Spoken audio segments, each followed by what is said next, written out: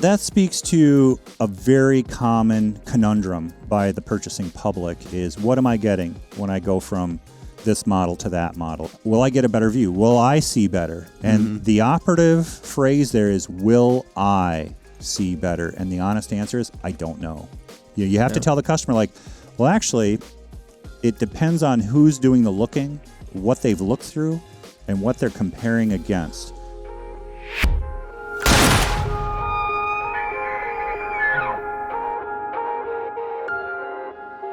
What is up, everybody? I have Jim to my right. Now, I used to say this as just a formality, like it was kind of a given, but it's just giving the lay of the land. But as of late, Jim, you've been busy. You haven't been around as much, and people actually once again asking for proof of life.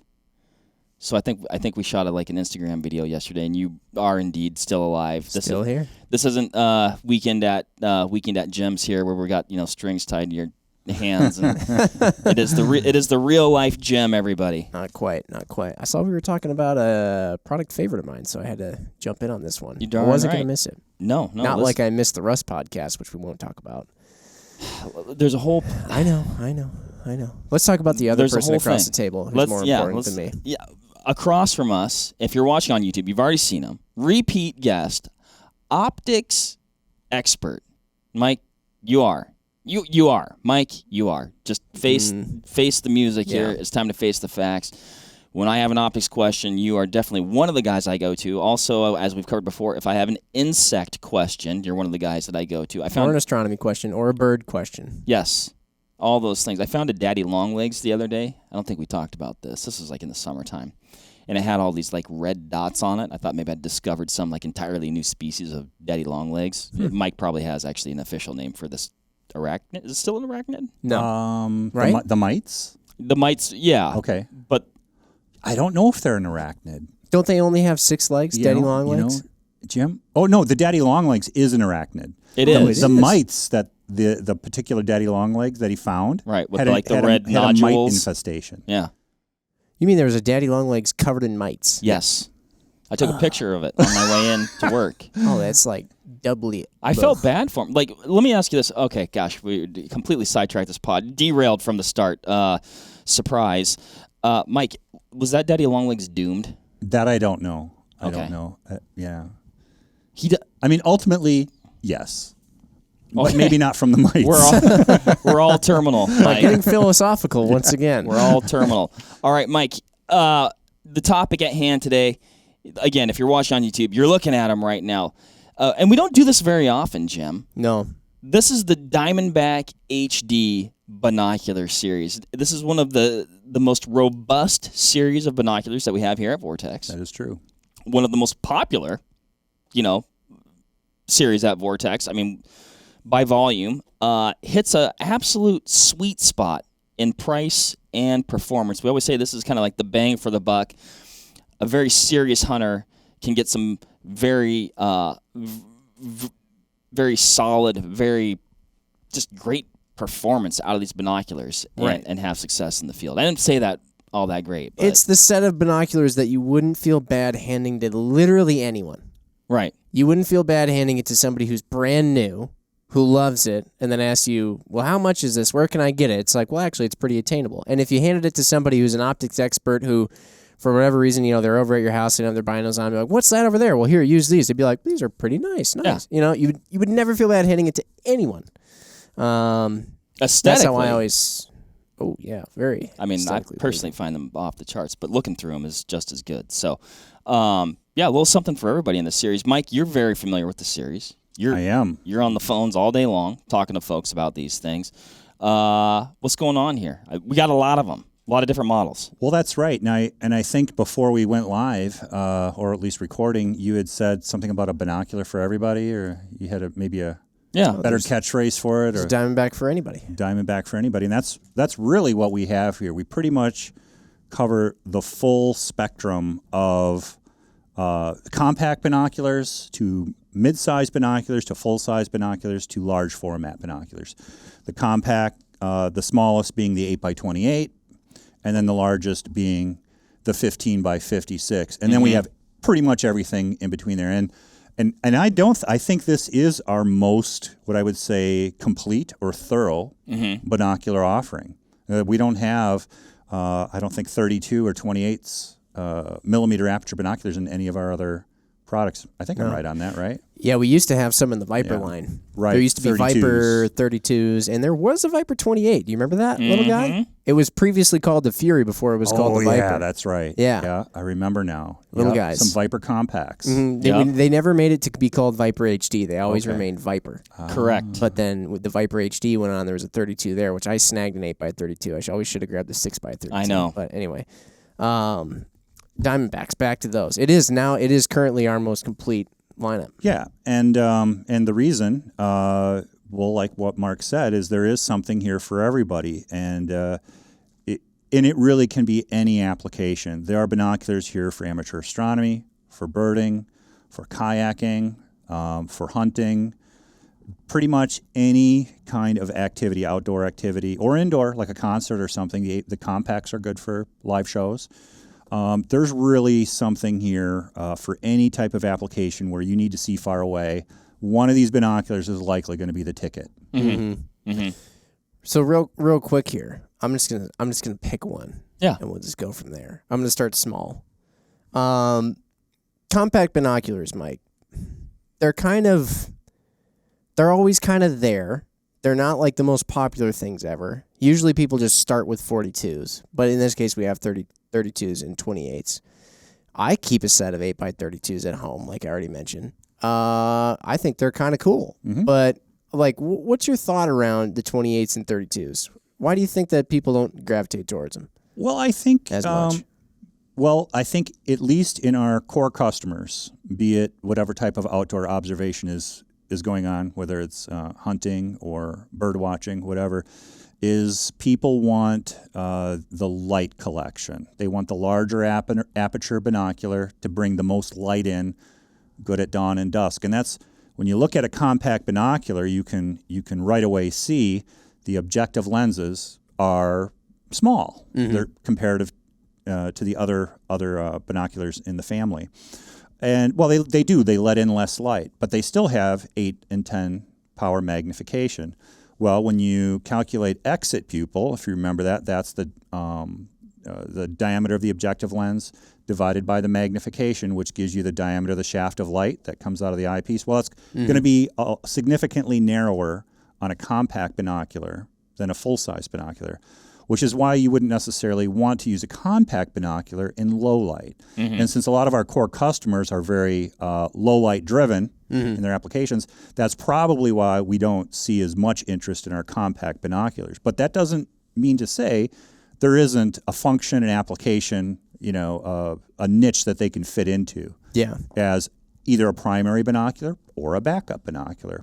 Like you said, you have a set of 832s in your house that you just kind of keep for spying on your neighbors, for example. It's out. It's out. Like, for instance, Jim, when I Next caught topic. you spying on your neighbors. Sorry. Right. You can edit that one out. It's the knocking around. Oh shoot! Got a quick look at that pair. Yeah, and therein lies one of the advantages to the compact binocular. Because they have smaller objective lenses, you can fit them into a pocket. They're easier to port around. If you have them around your neck, they don't create as much tension on a neck strap. They're very small, very lightweight, very portable, very easy to lug around, don't have to think about making compromises on any other gear I'm packing. I don't know that I'm going to be using a binocular a whole lot, but I don't want to be weighted down because I've got a backpack with water and food and other gear, supplies, whatnot. It's just if you're a lightweight backpacker, you probably don't want either a large format or a full size binocular in your pack or around your neck the whole time you're out hiking. Yeah, and that's kind of part of the niche where the compact binoculars belong. And I see, although we don't get a huge call for them, is canoers and kayakers often don't want a big binocular around their neck. They want something waterproof that if they spill, it's not going to be destroyed, and they want something small and lightweight out of the way. Yeah. so that they can function paddling their kayak or canoe. And that low light performance is a lot less critical. Exactly. They're not like, waking up at 0 in the morning to, Right. catch that buck or bull going back to its bed, in that gray light of dawn or something like that. Yeah, the low... Unless you're kayak hunting. Is that a thing? Oh. It is actually. I did not know that. No, you Okay. wouldn't. You kayak to the place. Oh, where duck you might hunting. hunt. Yeah, Duck hunting. Well, duck hunting and deer and That's from turkey a boat. hunting. Yeah, And I didn't know people would do other things, types of hunting. more from of a like an boat. access, I see. Right, Okay. right. I got you. I might duck hunt out of my kayak this weekend. There's a... Did you finally get it from the place you ordered it from? I've had it for like a year, Jim. I remember that they called you up and told you that they had it in, and it took you about 2 months to actually get it. No. My buddy AJ picked it up, and then... I don't think your buddy AJ exists. I think he's just a figment of... You ever seen him? I think... No, never seen him. Does he have a Facebook page? He was kind enough... Good question. You would know. I'll show you pictures. He's an excellent hunter. One of the How best do we know hunters you I've didn't make that ever page? met in my Yeah. life. I'll show you a picture of a guy named Sue. All I got to do is just Google pictures of a guy, and I can tell you it's Sue. That's a song. Well, Anyway, yeah, I know, but Regardless. digression. your Doesn't matter. song, the song by Mark, is a guy Back named to AJ. back to like compact and mid-sized binoculars. I was chatting with a guy not that long ago, very big into instructing and law enforcement and like surveillance type things. Big advocate for compact binoculars just because of the size, the weight, being able to conceal them, Yeah, you put 'em can. places. And I've always personally been full-size binocular, like all the way, right? I recently, I do a combination. I hunt out of every type of tree stand, right? Ladder stand, hang-on stand, my climber, Saddle. and a saddle. And I enjoy them all, use them all in different scenarios, different reasons, like them for different reasons. But in the saddle, which again, I do really like, but for all my other hunting, I love wearing a binocular harness on my chest. And with the saddle system, it kind of conflicts with the way the apparatus is in front of you. And so then I was like, golly, I may get a set of compacts that I can just slide in my pocket. And oftentimes, tree stand hunting, I'm not looking exceptionally far. It's quick looks, or I'm trying to verify something, or there's something in the brush that I need to get a clearer look at, or something like that. Yeah. I don't know, man. I was doing some thinking on getting like a compact or a mid-sized binocular for that reason. It's kind of like, the same principle that goes into having a monocular. It's the best optic is the one you have on you. If you're Right. not going to take an optic, then you're going to probably wind up finding out at some point you wish you had one, and then you're left not having one if it was only a full size that you had. So Yep. the compacts are nice, and then of course you get to use 2 eyes instead of 1, and that is nice. And what we should clarify for our viewers that when we're talking about mid-size, we're not talking about your 42 millimeter aperture binoculars. You're typically talking about 32s. Correct. Which yeah. are not compact binoculars technically, although you can see they're not that much different in size. The objective lenses are a little wider. They're 32 millimeters, so it's going to let in more light. You're going to have a larger axis pupil. They will be brighter in low light, dawn and dusk. One of the biggest attractions to the 32 millimeter binoculars, and the compacts are kind of the exception to this, the widest field of view in any binocular line, when you've got a full line, the widest field of view is generally going to be in your 32s. That is correct. Check. Do you have the spec on the 832 field Let of me view? see. I've got some I think it's paperwork pretty here. close to 400 feet at 1,000 yards. I don't have that spec Okay. here, Mike. Wow. But it's up there. And Can you explain real quick the why behind that? That's not Yeah. super intuitive. well, the misconception out there is that the bigger the lenses, the wider the field of view. Oh, right. Which is not technically correct, because the field of view, it's a factor, but the field of view is actually determined by the design of the eyepiece. And the length of the binocular has a limiting effect on how wide the field of view can be.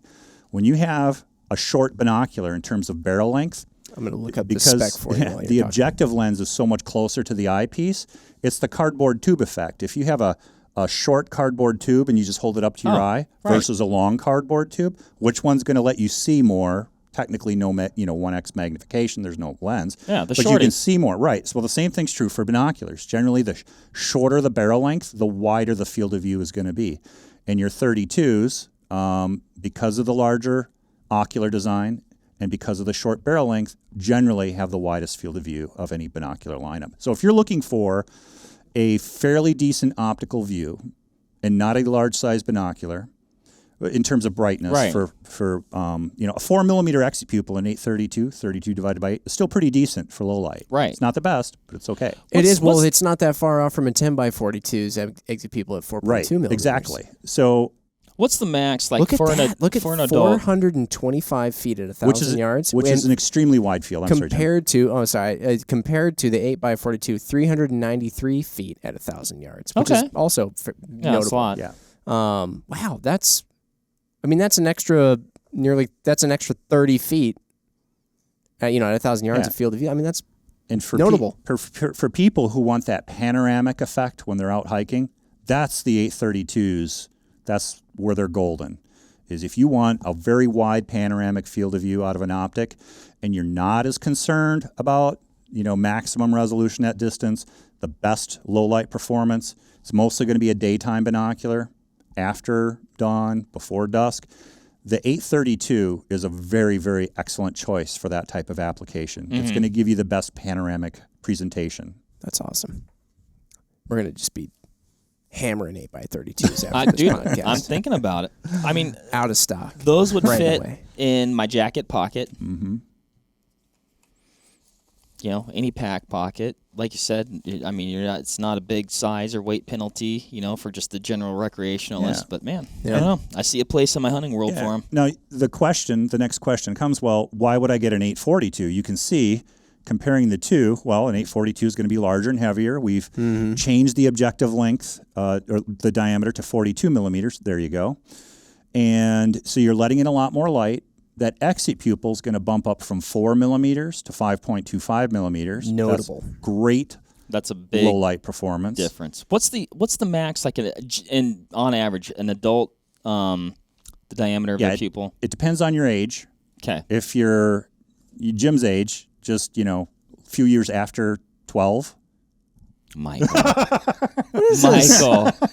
I thought he was going to say, a few years out of college, which I can accept, but Jim, 12. During dawn and dusk, and his night vision is probably way better than yours and mine because of our age. As we get older, You're in this, Mark. My night vision dominates yours. Probably. How do you even know that? We haven't even tested I know this. that for a fact. I have excellent night vision. So do I.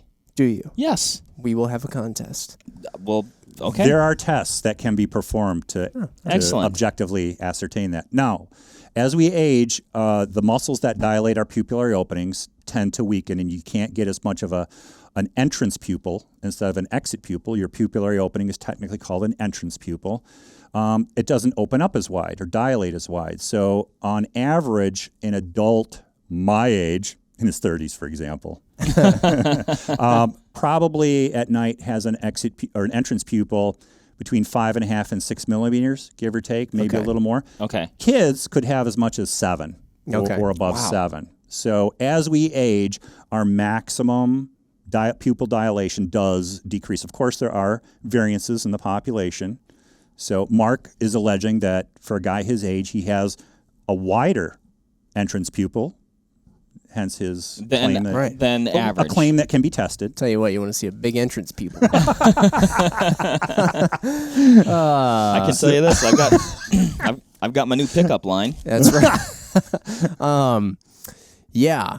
But so in theory, though, if you haven't listened to, we had a podcast where we talked all about binoculars with Mike a while back. Mm-hmm. We talked about exit pupil, and so basically your pupil is dilating and constricting depending on the ambient light to try and see better. That's correct. And if it's super bright out, try and not blind yourself. It doesn't need all that light. And so if you have more exit pupil out of your binocular than your pupil is dilated, then some of that is wasted. It's not making it in. It's hitting your iris. Right. Yep. So there's an obstruction keeping the maximum exit pupil from entering your entrance pupil. Okay. Now here's another.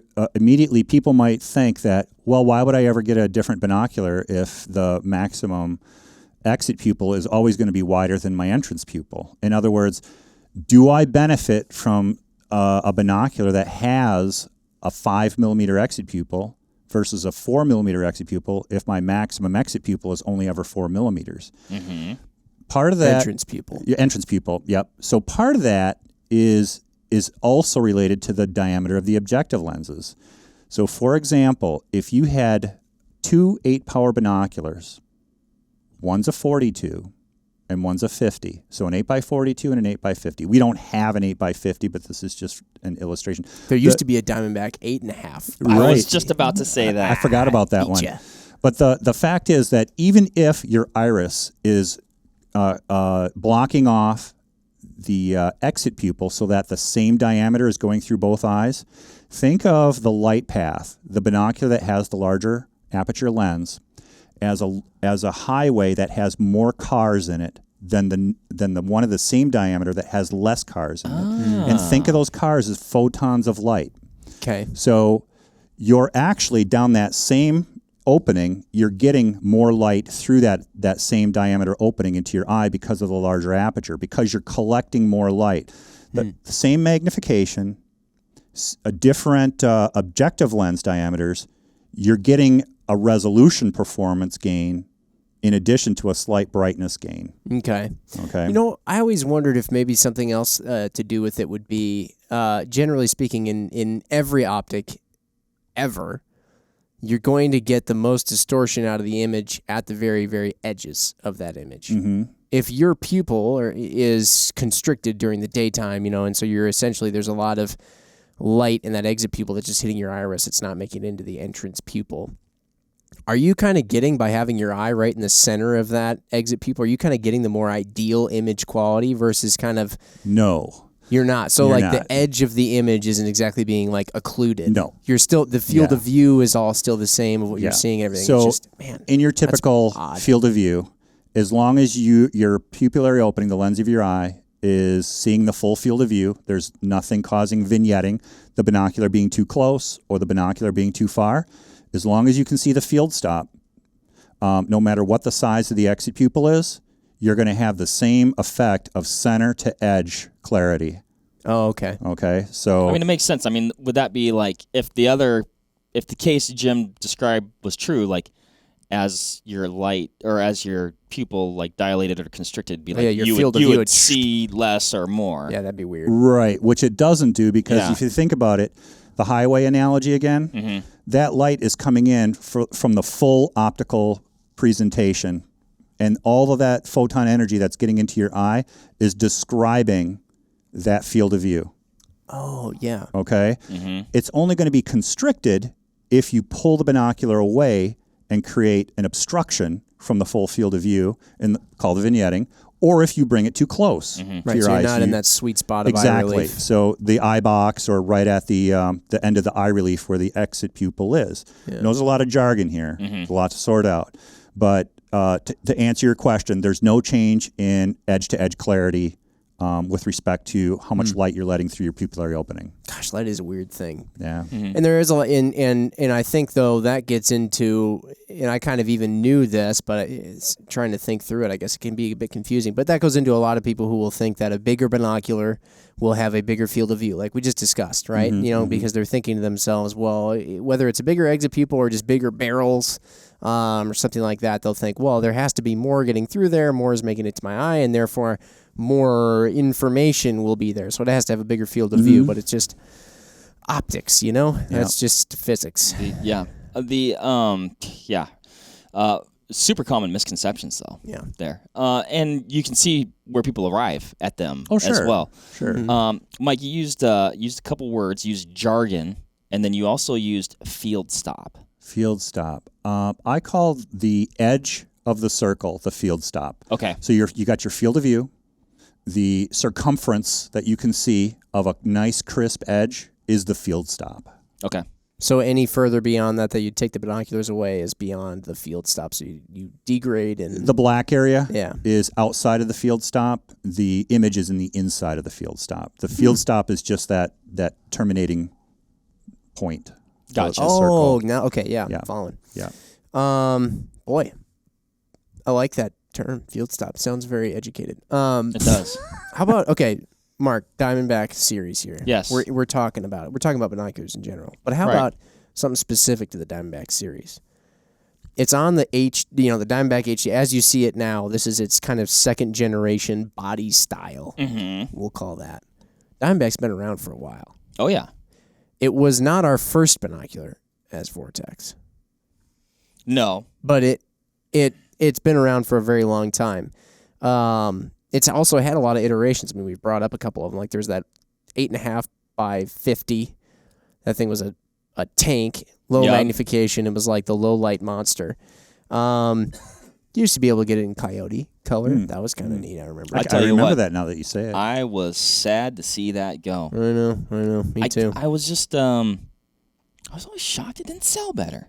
I know. What I the liked heck? it. Everybody's always like, "Oh, FDE everything," and then we had a binocular. It was tan, and they didn't want it. It was Well, different. the interest increases right after you discontinue it. Usually, that is how that works.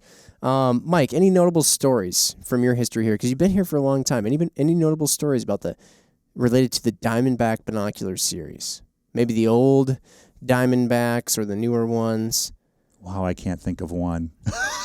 You know why though? Well, I'll tell you know what. why though? Because Yeah. the Diamondbacks, they've just always been around. They just It's work. like you can't ever think of a good story about, I don't know, your foundation of your house, because it's not that exciting, because it's always there and it always works. It's just always working. Yeah. You take it for granted. You take it for We've granted. been taking the Diamondback binoculars for granted, Jim. Don't do it Well, anymore. Don't do it. I mean, as a frontline guy, tech support, fielding, problem-solving calls and whatnot, don't get a lot of calls on the Diamondback binoculars in terms of things going wrong. I mean, for their price point, for the optical quality that they have, they're pretty rugged binoculars. I'm looking at the reviews right here. 258 reviews. This is the Diamondback HD 10x42. That's the one I have in front of me. 258 reviews, 4.9 stars. Wow. How about And probably the one was And just if you because buy somebody one goes, now- I never give 5 stars. Oh, yeah. If you buy one now, we'll throw in a second. No, I'm just kidding. I have a question for you, Mark. Yeah. 10x42 or 10x50? I in general, Oh, he's going to... if I'm gonna, oh boy, I know what you want. in general, if I'm getting a 10 power binocular, I run a 10x42 Really, why is that? because I just like that it's just a little bit smaller binocular. Okay. And you know what you give up by going from the 1042 to the 1050. What do you give up? Exit pupil And? resolution. No. Yes. Resolution. Yes, Jim. So your 10... Which one has twilight factor? Well, okay, twilight factor is always going to be the square root of the product of magnification times aperture. So whatever two numbers are bigger Yeah. as the product, that's going to have a larger twilight factor. So your 10x50 Love better. is going to twilight. have a higher twilight factor Yeah, than see, your So 1042. you also give a twilight factor. Not just the exit pupil, but the twilight factor, and you were right, resolution, optical resolution. Even though they're both 10 power, the 10x50 under any lighting is always going to have a little bit better clarity in terms of resolution at distance, the ability to pick out subtle detail at distances is going to be a little better out of the 1050 because, again, the traffic, the photon energy coming in, it's greater. There's more of it inside the optical system that's being magnified the same. Mm-hmm. Okay, so that's the trade-off there. Your 1042, 10 power, smaller, more compact, a little bit smaller exit pupil, a little bit less low light performance. The 10x50, it isn't just that it's going to be brighter in low light. You get those other things too, but a lot of people don't realize that resolution is part of that decision-making process when you decide whether to go 1042 or 10x50. It may be the 1050 is going to be a little larger, a little heavier, but it's going to pack a little more optical punch at long range. So if you're a hunter going out west, I think you're thinking 1050 or 1250 for a handheld binocular. I've been running, Pinky Up, Jim, the UHD series a lot lately. Absolutely. You know me. So I've run actually quite a bit the 10x42, the 10x50, and the 12x50, depending on the hunt that I've been on. Now the 10x50 is kind of the newest addition to that series this year. That binocular series is so good, it's all like you're cheating. Yes. Like, the 10x42 is amazing, the 10x50 is amazing, the 12x50 is amazing. You didn't even mention the Apex 42, which is beyond amazing. It's beyond amazing, but that's where I get into my love of magnification, Jim. Mark brings up an excellent point. Some of the optical theory we've been talking about here, some of it is definitely relative to binoculars, different aperture and magnification combos of the same glass and coating quality. Right. All bets are off when you change the glass quality and the coating quality, prism quality. You can't really make those fair comparisons. Right. A 1042 UHD is going to be a lot brighter and sharper than probably a 10 by 50 Diamondback, just because of how much better the glass is in the UHD. Right. But these rules that we've been describing within the Diamondback series would hold true within the sphere of the UHD series as well. Exactly. You can take that theory and apply it to a complete set of binoculars. Mm-hmm. But as soon as you step outside of that fixed glass and lens and coating quality, then it changes on you. Mm-hmm. Then you got to compare like to like in terms of glass quality. Mm-hmm. But man, like I said earlier during the intro there, you can do some serious work with these Diamondbacks. And absolutely. And I mean, it's to me the price tag, at press time, like a 10 by 42 street price, $230? Somewhere in there, yeah. Ish, give or take, like 220, 230 ish. What did I say? I said 230, right? Yeah, you're right. Probably. Holy, is Ryan? Let's make sure Ryan's hitting record. Jim said that I was right. It's funny. He's not over there, so we'll just edit that bit out. Is it going? It automatically. I sure hope so. Jim's got it set so it automatically shuts down if he says something like "I'm right." That's right. There could be no evidence. But I mean, to me, that's just like astronomically amazing that you can get that kind of performance for. I mean, that's not $0, right? I mean, that's still a significant amount of money, but if how it could potentially change your hunting experiences and your success and your enjoyment of that activity, or really any optics related observation activity, man, it's going to up your game. It's going to level things up big time. Let's have Mike speak to this here real quick, though. So, Mike, people talk about, the value, the performance per dollar, all that stuff. But, okay, when it comes to binoculars and you get more expensive, right? So you're bringing up, we're talking somewhere between $200 and $250. Let's just say that to be general and cover our butts. But, all right, somewhere in there, we're like, that's kind of a good bread and butter. You have graduated to a better level of quality than something like, let's say, our Crossfire, which is our entry level. I wouldn't consider it across the board entry level, but it's our entry level in Vortex. Right.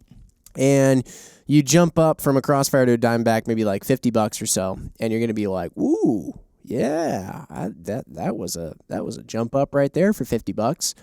Then you go from the Diamondback to the Vipers, and now you're jumping up like $200 or something like that. It's a more notable jump in terms of dollars, but your jump up in terms of like noticeable change in the quality that your eyes are receiving is kind of like about the same. Then you jump up from the Viper to the Rays. Now, I'm not saying that this just happens in the Vortex line. I'm not saying this because we're trying to swindle anybody into anything, but this is just the way that it works in binoculars, especially. I've noticed you get more and more and more and more expensive, and the jumps in dollars kind of gets bigger.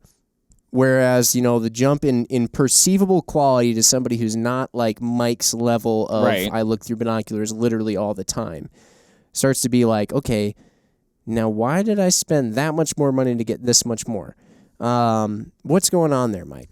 So that speaks to a very common conundrum by the purchasing public is, what am I getting when I go from this model to that model? If I jump to, what am I actually getting? And am I getting, will I get a better view? Will I see better? And the operative phrase there is, will I see better? And the honest answer is, I don't know.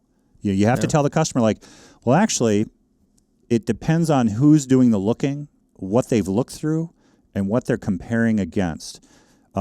There are people who come to us and look through the Diamondbacks and compare them to the Vipers and say, I can't tell the difference. And now I have a choice to make. Is I can show them the difference. I can start pointing them on to things. Oh, and I hate it when you do that. Yeah, I hate it yeah. when you do that. Don't let Mike do that to you. Where they're going to see the difference. And sometimes that's a good thing, and sometimes that's not such a good thing. You can't unsee it. No, right, it's because impossible. they might not ever go back down, and you can keep playing that game all the way up to UHDs or even beyond. Right. Are there? No, never mind. So it's kind of the beauty is in the eye of the beholder. And I when customers are kind of falling into the analysis paralysis trap, I say, hey, is there a place, a dealer near you where you can actually compare some of these side by side? Because honestly, if you can't see the difference, then you can't see the difference. Right. So don't spend 500 plus on a Viper if when you compare it side by side with a Diamondback, that you cannot tell the difference. And if you've got, at that dealer, they've got kind of an optic specialist who can say, well, check this tree over here. Don't the limbs look a little sharper to you, a little more? No, I'm sorry, I can't see it. Then there's no compelling reason to get a Viper over a Diamondback. On the other side of that, there are people who, when you show them a Viper HD, a Razor HD, a UHD, once they see it, they don't care what the price is. They have to have it. And those people are generally folks who've looked through glass a lot longer than people just getting into one of the type of outdoor activities that we cater to. And there's only so much time you have in the process of making a sale. This might be good material for our dealers too, but you don't want to overburden someone to try and force them to see the difference. You want to kind of make that that process fairly quick and fairly smooth. If they are really struggling to see the difference, they should not spend any more money, and they should stop at whatever binocular they're happy with. Are people objectively getting something better as they go up the price tree? Yes, they are. Yeah. They're buying higher density glass with more bells and whistles in terms of certain types of glass densities, certain types of coatings, things that tweak the prism block. There are things that improve light transmission through an optical system, the objective lens, the prism block, and the eyepiece. But to your point, it is the phrase diminishing returns on your dollar. You're not getting twice the optical performance for twice the price. You're just getting fractional improvements in optical performance for, in some cases, quite a bit more money. So like some people just aren't going to appreciate the difference between a UHD and a Diamondback even. Yes, there are people who you show them a binocular that's over $1,000 and they're like, there is no way on earth after looking at the Diamondback and looking at this binocular that I would ever spend that much money on a binocular. Lots of people. Yeah. And that's fine, because if the optic if it serves the task and you're fine with the price, if that's as much as you want to spend, you're actually getting a pretty substantial optical punch for your dollar here. In the price point where all the Diamondbacks are. What is the 15 by 56 in price anyway? I mean, I don't think any I've got of these an are MSRP over here, which is going to be. Aren't they all under $400? Oh yeah. Yeah. Are they all under 300, or is the 15 by 56? I don't think they're all more? under 300. I think the 15. But most of them are under 300. Yeah. Correct. Oh, yeah. for sure. Yeah. I mean, so that's the. What did you find it, Mark, in all your papers over there? Are you just trying to scroll through the ads? So did you reach the ads? So this is on your. We covered this in the last one. Thank you, Jim. Jim's always on me about my printing. Yeah, it's unbelievable, Mike. Your handwriting? No, like printing of printing pages. My facts. You ever seen anybody? My facts that I carry with me. Well, I don't know, like you, Jim. I've had to memorize a lot of this stuff. I don't know. Is it? Boy, I tell you what, Mark, you're young enough to have good night vision, but you ain't young enough to beat Mike in memory. Honestly, I don't know what the MAP price is I don't even for remember the 15 by 56. So the MSRP is $474.99. But the MAP retails a lot less, right? So it's probably right in that $400 mark. Yeah, street price is going to be considerable. But the reason why this one is so much more expensive is it has a lot more glass in it. Oh, there's a lot more going on. Primarily, when you buy an optic, any optic, not just binoculars, but rifle scopes and spotting scopes, generally speaking, the more glass there is, the more expensive that optic is going to be in a particular line of models. Yeah, that's true. Yeah. Talking specifically about that 15 by 56, which is an excellent optical system in that In general, I'd say that kind of like quotation mark big eyes game where you get into the 15 by 56s, the 18 by 56. I'd say historically that has been limited to optics that are going to cost a significant amount of money by nature of how they are commonly used, which is for extreme long distance Western hunting where you're locking them down on a tripod and you're spending potentially hours behind them at a time, right? So what I love about these is great optics, as well as they come in at a price point that doesn't kill a person in their pocketbook and yet affords them that style of binocular to use for that application. Well, and to your point, if I recollect correctly, I believe we had a Vulture 56. Correct. Was it a 15 at one point? Oh, yeah. Yeah, Okay. It was a 15 by 56. Was it not more expensive than this binocular? It was. The Diamondback? Okay. It was. When the Diamondback 15 by 56 first came out and I got a chance to look at one, the second thing I did after taking it out of the box was go right out into the showroom, and I wanted to see how well it performed against the Vulture 15 by 56. I remember this. It's better. The Diamondback is better. It's better It's for sharper, less money. it's brighter. Yeah, it's a better 15 by 56. We still get people asking about the Vulture. Why did you discontinue the Vulture? I'm like, along came the Diamondback HD 15 by 56, and it blows it away for less money. And part of that is time. A 15 by 56 that we designed, many years ago, is not as good as more current technologies in making sport optics products. Oh, yeah. That's how a lot of things So work. it's 15 by 56s in this price point. It's just gotten better. Mm-hmm. So there's a huge benefit in this price point. And we should address, well, who's going to use a 15 by 56, Mark? So in the circle of folks that I chat with mostly, it's going to be your Western hunters, Coues deer hunters. Jim, you and I went and did that. Oh, yeah. Had Total an absolute big time blast. Coues deer hunters. Big time Coues deer hunters. Mule deer hunters. Probably some elk hunters in there. That'd be great for an alpine bear hunt, alpine deer hunt. Potentially, depending on the hunt, you could maybe sub it for a spotter. Not always, but for some hunts, right? So you could have your 10 by 42 or 8 by 42 on your chest, and then carry, the 15s to kind of be your like dedicated tripod binocular and long distance glassing. A lot of uses for it. It's lighter weight than a spotter. Right. And what magnification might you be on with your rifle scope when you shoot the thing anyway? There you go. About 15 probably. And we should also point out that I believe the entire Diamondback line, down to the 28s, can be tripod mounted. Yep. Not that you would ever tripod mount a 28. Well, can you imagine? It'd be the cutest little setup ever. You put it on a little tiny Carbon Summit SS. When you're one of them things, just be. You put spot it on and butterflies. I really want to try. I'm going to try that. I'm going to do spot and butterflies. But you're talking about that wide field of view. Yeah. You could really cover some serious ground. It's true. And the magnification is the same as your 10 by 42 or your 8 by 42. So I'm going to blow you away right now. What's going on, Mike? Mark and Jim?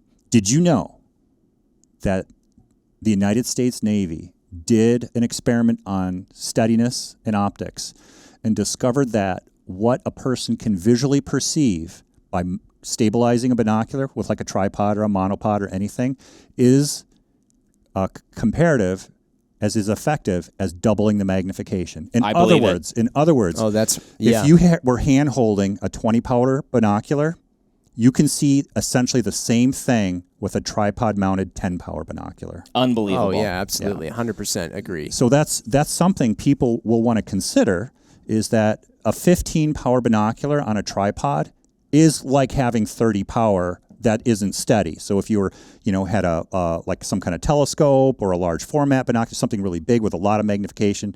So yeah, I've seen people try to hand hold a spotting scope before, but that's not recommended. But you really are, when you tripod mount a binocular, you are adding your ability to perceive things at greater distances. It almost double fold essentially. That's why we're a broken record about it.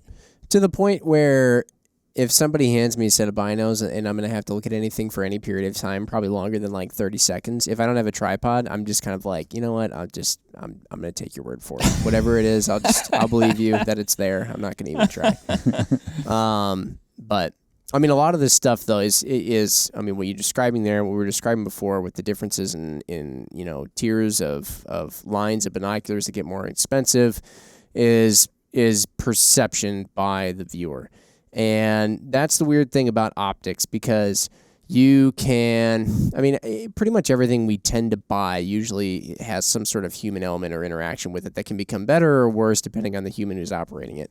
The old operator error, replace operator, and then start again. Right. But, with optics, that's one where we rely on our sense of sight so much, and everything we know is, or not everything, but a lot of things that we know is based on what we've seen before, and it's all comparative. And, and so when when that's such an integral part to your optic, well, I think this goes back to what we used before we moved on. We were comparing lines of optics and stuff like that, but I mean, when you talk about comparing them, it's so much of it hinges on what you've seen before, how your brain is perceiving that image. It reminds me of looking at a book, Where's Waldo book. You know those? Yep. When you open up the book, the second you open up the book, Waldo is there.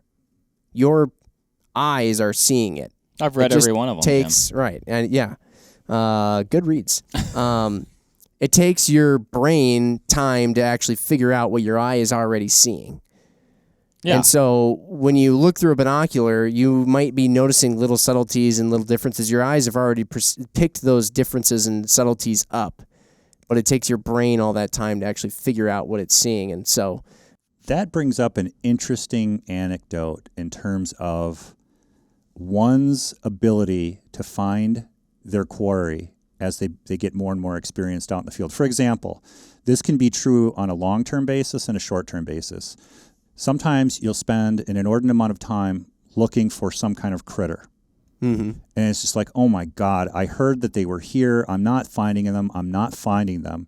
And finally, you find one. For me, it could be an insect, a bird, something. And then once I've seen it through my binocular, or I've looked at it naked eye and see what kind of habitat it's in and what it's doing, all of a sudden I start seeing them everywhere. They're everywhere. Right. You can't stop seeing them. Is the same thing true in hunting, that once you see a big game mammal out in the field, you get your deer. adeptly better at finding them as you do it more and more. Get your deer eyes. Yeah. Well, the Waldo thing, if you don't know what Waldo looks like, how are you ever going to find him? But once you know what Waldo looks like and what he tends to be kind of placed in, it gets easier and easier to do. Well, I think the same thing is true with using optics. As the more experienced you get, if at first you buy an optic and you're a little frustrated that you're not seeing, give it time. You will kind of marry to the binocular, and it will serve you as you become a better observer. It's going to go right along with you. Mm-hmm. Mm-hmm. I'll use the coos deer example, Jim. When we went coos deer hunting, it does take you a minute to get that search picture, to get your deer eyes, as we like to say. It took us about a day, not a minute. But right. Yeah. But then you're like, you find one, you're like, so that's what you look like. Right. That's what that, whatever. Just like the relative size of the animal to the landscape looks like. Oh, they look like this in that yellow grass. Oh, they like to be in those ocotillos. Yep, exactly. Ocotillos. Comment below. I guess if you comment, maybe you won't be able to tell how the pronunciation. I've heard both. Ocotillo, Ocotillo. They like to be in those, and I think they actually do like to be in those. Part of me, I've always wondered, like, do I think they like to be in them because I can see them in there, or do they like to be in them? It's just the only place you happen to see them. But I think they do like to be there. But get your deer eyes, get that search picture, and once you find that first one, you're like, okay, right. That's what I'm looking for. Exactly. And that's how you wind up being guys like Mike, too, when you hold up a set of binos to your face, and you're kind of like, this one, the resolution's not as good as the other one, but I do notice less chromatic aberration, and I would say that, and blah, blah, blah, and it's all this stuff that's just pouring out of Mike's head, and then, Which if you encounter Mike, don't let him tell you these things. No, don't. Because you're going to spend more money then. But then I look through him, and I'm like, yep. look nice. Cool. Ignorance is bliss. Yeah. At least I can tell you that experience does play a big factor that kind of correlates to optical quality. A super experienced birder can use a really inexpensive pair of binoculars and see more than an inexperienced birder with really expensive binoculars. Yep. I believe that. Same goes for hunting. We got our butts You know, handed to us. It was like the first Arizona. 20 minutes. It was not the first 20 minutes. It was the whole time we hunted with that guy from Arizona with his Crossfire 12x50s. He handled us with UHDs. We just got there. I'm just saying, Mark. He did it. He phenomenally was like, I mean, yes. Gets on the binos. There's one. Oh, yeah, There's one. Oh, There's look, another one. Oh, there's 3 over there. We're over there. What? What's going on? I got UHDs. Why can't I see him? Yeah. Oh, that's Yeah, funny. he was getting them. Should we talk about the 50s? We should. 1050s I guess, yeah, we've talked about the 42. 1250s? We skipped to this 56, the 50s, 10 and 12 by 50. Yep. Kind of your in between what I would say kind of large format. And I almost consider 50s full-size binoculars still. Yeah, they are bigger than the 42s, but 10 by 50s are really common out there for a wide variety of applications. Even though most bird watchers prefer 842s, you do see a fair number who use 1050s because they're better for raptor watching, looking at hawks and falcons and stuff like that during migration. Why is that, Mike?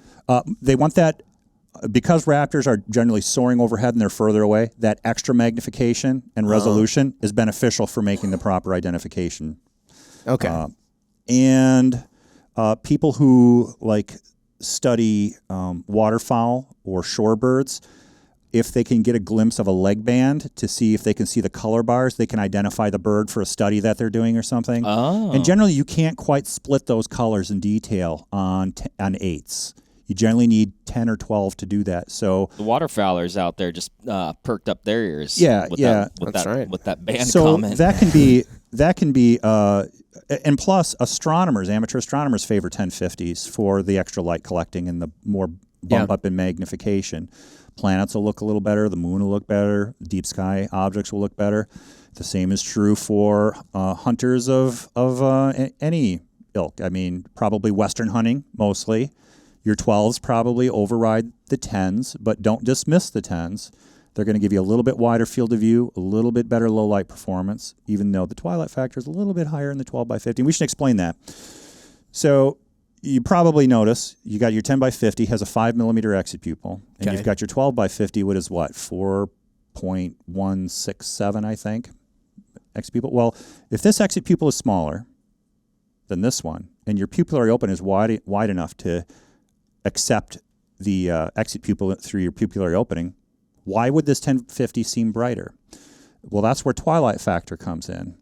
That number is going to be a little higher than the 1050 because the square root of 12 times 50 is going to be a little bit larger number than the square root of 10 times 50.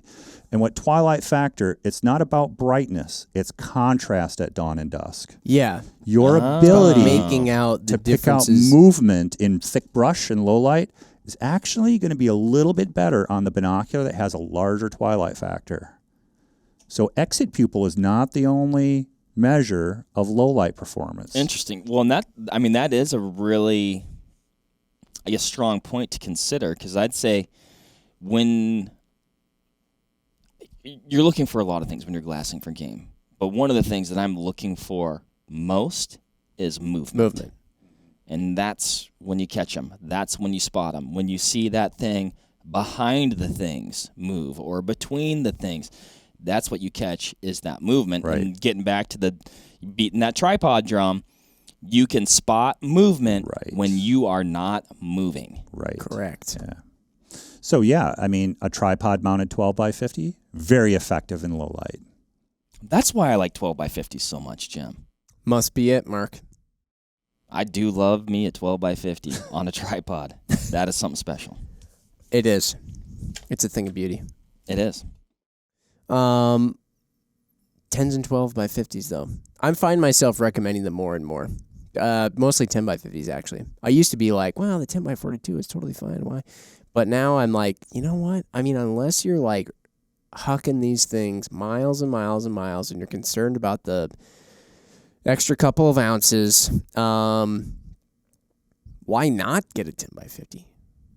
You know, I mean, that's the only reason, right, Mike? To get a 10 by 42 over a 10 by 50. The only reason, realistically speaking, is because the 10 by 50 is bigger and heavier. Well, I don't know how you might take this. Oh boy. Oh geez. You set Seeing yourself how up, Jim. I've worked with you for a while. Okay. I've worked for Vortex for a while, and I have a pretty impressive binocular collection. Yes. I have true. compacts, full size, mid size, the whole gamut. Boy, Mike's really flexing. I here. do not own a single 10 by 42 binocular. Oh. What? No way. Yes. Yeah. That Not one. That's weird. That's Oh. that's like Yeah. that. You know what that's like? I'm gonna bring out a car reference. That's like a car collector saying they don't own a single V8, Right. not one. Wow. I No, that's just you're kind of like I want that exit pupil and I want that twilight factor, or I want the field of view and portability. and the 10 by 42 is just it's too vanilla. It is kind of in the middle. It's the do-all. Yeah, well, it is, but Mike ain't looking for that. It's maybe not quite what I need for the things that I do, and that's the matchup process. Finding the right combination of magnification aperture for the thing you need it to do. And the 1042, not that great for astronomy, not necessarily that great for birding. It might be great for hunting, something I don't generally do, right? right. But Yet. I do a form of hunting. I'm looking for critters to photograph. You look for critters Yeah. more than probably most hunters. Perhaps so. You use a lot of. We don't talk about this a lot. Close focus. Yeah. And I do use close focusing binoculars when I'm doing insect macro photography. Yeah. I want to see the bug on the ground. Is that a big sand tiger beetle or an oblique line tiger beetle? If it's a big sand, I don't need a photograph of it. I've got zillions got of photographs of big tons of sand. those stupid Yeah. things. Big sand again. Sick of it. I tell you what, nothing sticks in my craw more than a big sand tiger beetle. Wasting up space on my SD cards. No, yeah, but don't you find that interesting? Is not one 1042. That is very- That's That's actually, I never got- would have guessed that. I'd have guessed you'd have had more 1042s than anything else. I've got multiple 1050s, multiple 842s, a couple of 832s, and some compacts. Wow. Yeah, I have no 12s and nothing. I have actually nothing higher than 10 magnification in my binocular. Oh, really? No. Oh. See, I just find, so it's funny with me because 10 by 42s, they're the binocular that, the most popular configuration. You're Of not all going to these get on me the to not table- recommend them. Of all these on the table, the 10 by 42 is just king of the castle by a long shot. Tell me why. Because them numbers are bigger. Them numbers, yeah. And so this is the thing is it's like every time, people come up and they say, hey, which binoculars should I get? I'm usually like, well, Diamondback, and that's just what I go to. And they're like, well, which one should I get? And I always want to say 8 by 42 because usually they're from Wisconsin and they don't need a 10 by 42. But I know if I say 8 by 42 and they go online, they see, but there's a 10 by 42. They're going to be like, he's trying to rip me off. He's trying to short sell me. And so he thinks I'm like a beginner, or something like that, whatever it is that they think. And they're going to get the 10 by 42 anyway. Or if I say 10 by 50, they're going to be like, it seems kind of big. Even though they're really not going to be lugging it around that much. So usually I just wind up saying, 10 by 42. But you said it something just- interesting. Why 842 for Wisconsin? Oh, but just because you don't, I don't think you need 10 power around here. Exactly. It's Other places you do need 10 and 12 and need even 100%. more. Yeah. Absolutely you do. And if you're using this binocular where you're going to be using it all over the continental United States, then 10 could be nice. But if you're mostly around here all the time and you're glassing something that's 100 yards away, max, then 8's great. I mean, Mark does not have a set of 8s. I don't, but because Not one. no. Wow. Now that to me seems even. Mark is the friend that if he asked me which one should I get, and I said you should get an 8 by 42, he'd be like, yeah, but there's a 10. I 100%. Okay. But I gravitate slightly towards more magnification, and You again, literally it made comes That's the first time in podcast history I've heard MC Ryan chuckle over there. Went on that slightly. It's just, to me, that's more of a universal magnification. That is my dual. So it's like, maybe it's not ideal for Wisconsin, but it works really damn good. And I can carry that same binocular to Montana or Washington. That's fair. Or Yeah. whatever. Mm-hmm. So That makes sense. To me, it's not like when I'm out here in Wisconsin, I'm like, these 10s, it's too much. I never feel like that. Honestly, I just wish more people would carry binoculars when they bow and rifle hunt around here. I still now, think why is that? because I use my binoculars all the time. I think people don't know what they're missing. That is true. For That is instance, true. the spot that I sat, which I learned a little bit more about it this year, kind of a opposite hillside, facing a very, very thick, brushy, briary, nearly impenetrable place where deer like to go bed, right? I was glassing my tail off into like an abyss of briars, right? Right. Again, just watching to see if I could see that brown patch of fur move behind it. So that way, in the few gaps that I could shoot into, I would have like advanced notice, be like, okay, I know there's a deer back there. It's moving right to left. It's moving left to right. Be ready. If it hits that gap, you're going to have to be ready to kill it because it's not a big gap. So I was glassing my eyeballs out, and that was probably like 200 yards away. Yeah. So. Oh, yeah. Jim, you 8s and 10s As far as what? Like in your what do personal binocular collection? I don't have any 10s. Oh, I lied. I lied. I have a 10x42 in the Furies. Oh, okay. Oh. Furies okay. don't come in 8s.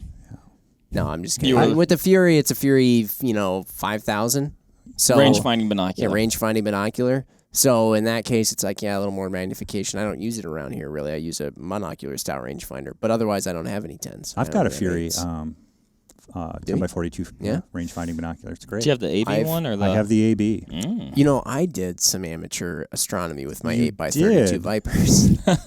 When? It was a long time ago. I looked up in the sky and it was a I lifetime saw ago. Jupiter and Mars. Ah. And I got a good look at them. And I didn't have a tripod on me, so I had to set the binoculars up and try and keep them from moving. And I actually got a decent enough look. Nice. I was noticing some things. I could see the rings around Jupiter. Saturn.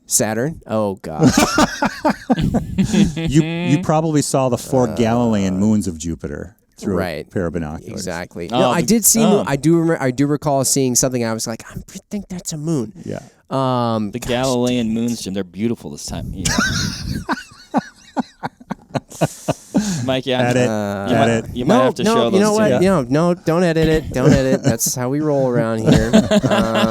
Rules are rules. Rules are rules. I created them as part of it. Live but by the sword, I die saw by the some, sword. I saw Actually, some Jim, rings. All right, I you're saw not some wrong. rings. Jupiter does have a ring system, but it's not visible through optics. Right, it's really small. It's just so it's not as dense. Whatever the rocks and dust are in the actually there are a couple of planets apart from Jupiter that have rings. I think either Neptune and Uranus does too. Didn't they Careful to find say out? that one planet though. Right. Yeah. Well, I thought though is like, what's the one that's like, oh, it's a planet, it's not a planet. Pluto. Oh, okay. What so do you what think? is it? What's your stance? It's something that goes around the sun. Okay. I Well, mean, lots of a things thing do is a that. thing, despite whatever people call it. There are things that go around stars. They're either planets, asteroids, minor planets, major planets, whatever you want to call them. Planet's just a word we put on it. Right. Is it round? Yes. Does it have an atmosphere? Barely. I mean, I don't think it's in the strictest sense. Astronomers want to categorize it as something other than a planet because the other ones are so much different than it. It's just a rock, a cold rock. Yeah. And you get to Neptune and Uranus and Jupiter and Saturn. They're big gas planets. Okay. And then you get the interior planets like Mars, Earth, Venus, but not Mercury. Those are planets with an atmosphere. More of an atmosphere. We could walk on them. You can't walk on those big gaseous planets. Honestly, you can? You cannot. I don't even know if there's a core. Maybe way, way, way, way, way down through the storms, there's a core down there somewhere, a rocky surface.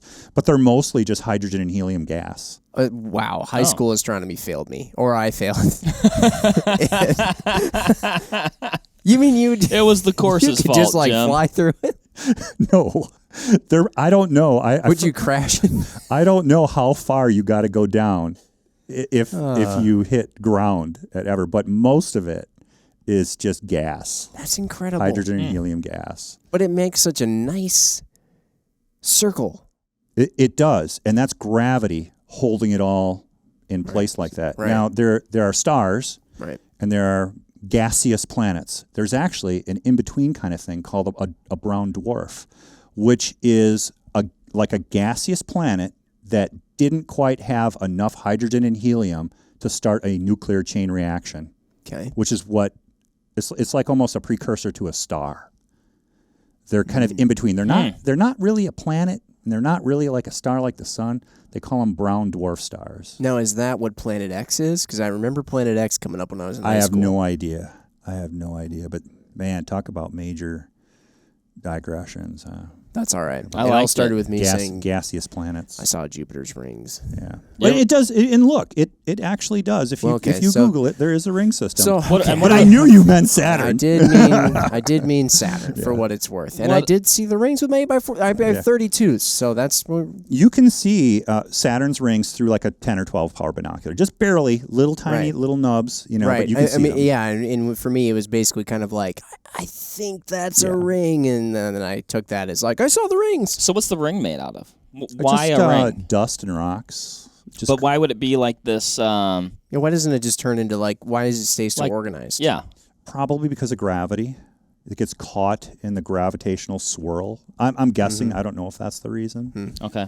Yeah. If a listener knows, It's a lot of interesting let us stuff know. out there. Well, how long before how many satellites we put out there will it form an artificial ring around Earth?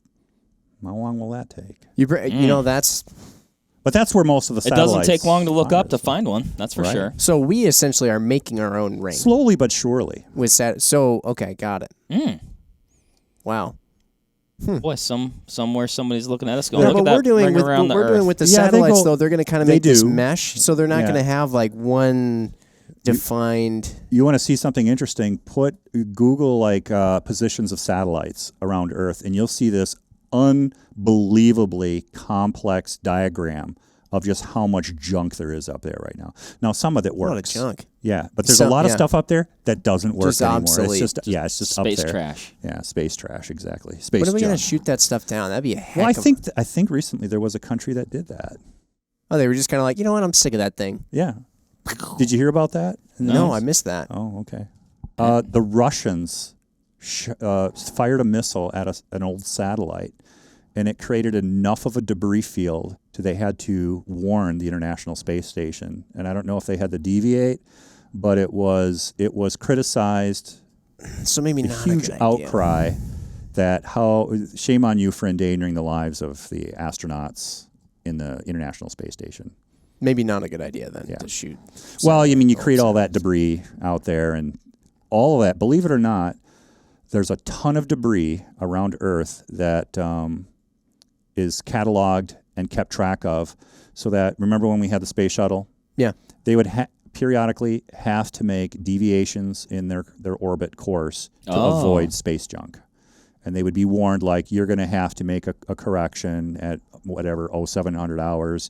Do this, do that, thrusters, this, that, to avoid some known cataloged piece of space junk that's out there. Yeah.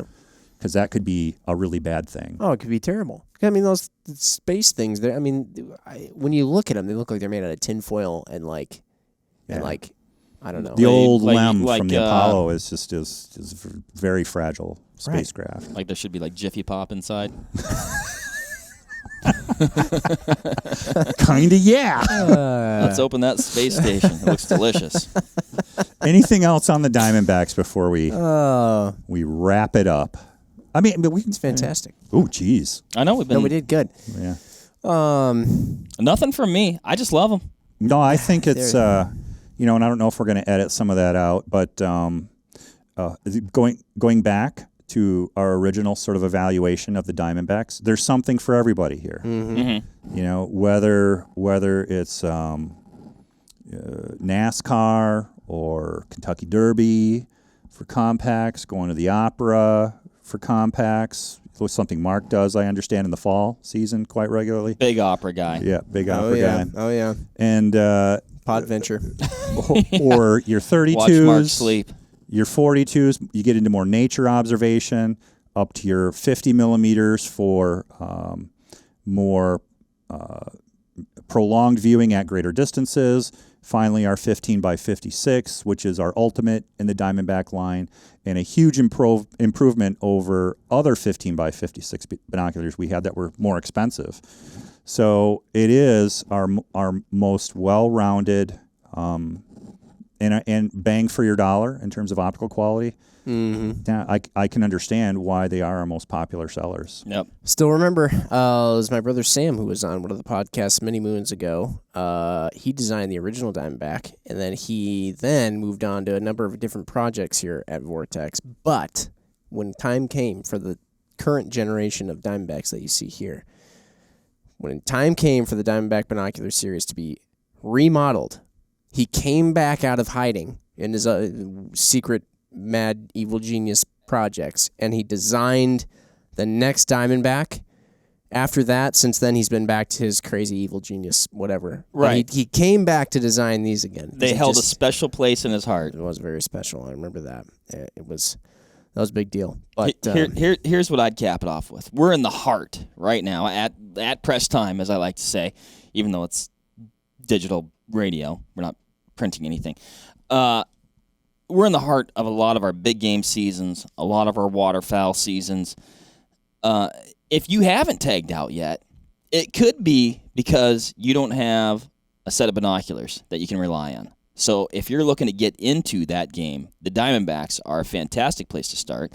This also coincides at press time with kind of the holiday gift-giving season. Sure. So if you want to give the gift that keeps on giving and fills your freezer or helps fill your freezer year after year, consider a set of these Diamondbacks.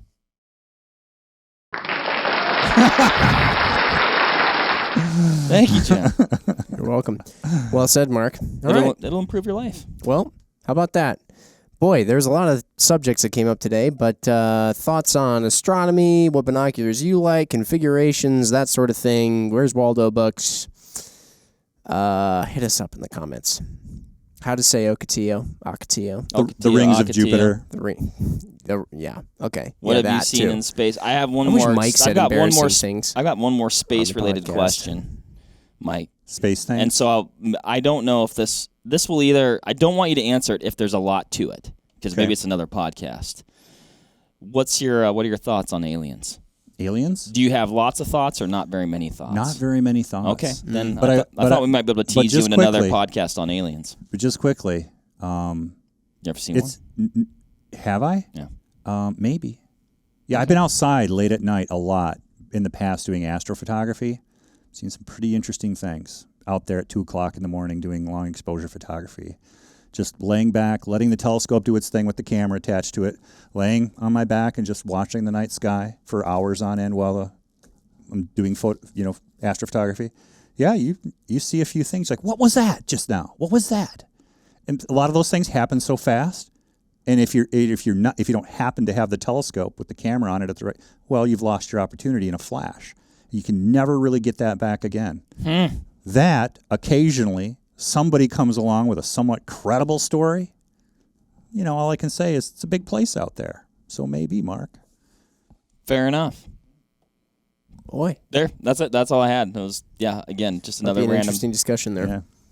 Bring Joe Rogan on that one. Joe Rogan and Mike McDowell. Oh my gosh, that would be I would just Good God. I would hand them 2 headsets and then just sit back and relax. Yeah, And if you want to see that, go over and comment on Joe Rogan's Oh my latest gosh, podcast. Jim. Yeah, you should go talk to Mike McDowell. It'd be good. now you It's poke that bear. You did. All right. I'm your Huckleberry. I'll be you, Doug. We capping this one off? We're capping it off. All right. Thanks, everybody. Bye. There you have it, folks. Thank you very much for listening. As usual, give this video a like if you liked it, comment something below, and give us a subscribe to the Vortex Nation podcast channel. It would mean a lot to us. Also, why don't you give us a follow over on Instagram while you're at it, at Vortex Nation Podcast. We'd love to hear from you over there, and we'll keep you updated with all kinds of cool photos and videos from our adventures that we do here. Otherwise, we will see you on the next one. Thank you again. Happy hunting and shooting, everybody. Have a good one.